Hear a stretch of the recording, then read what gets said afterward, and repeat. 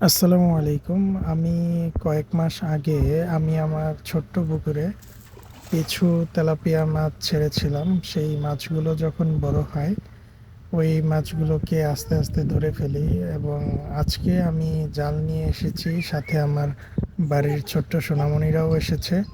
তাদের নিয়ে আজকে অবশিষ্ট যেই মাছগুলো আছে ওগুলোকে ধরার জন্য এসেছি। তো জাল মারার পরে বুঝতে পারলাম যে পুকুরে একদমই মাছ নেই।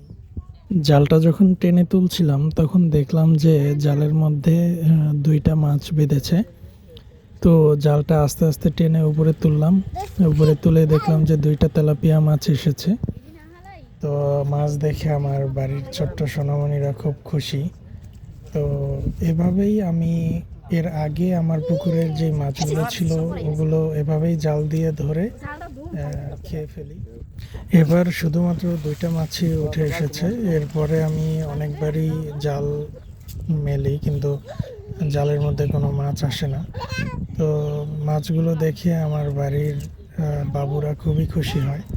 তো সেই সাথে আমি যেই মাছগুলো ছিল সবগুলোই ধরে ফেলি। এখন আমি জানি না পানিতে মাছ আছে কি না, কারণ এটি শীতের শেষের দিকের ভিডিও।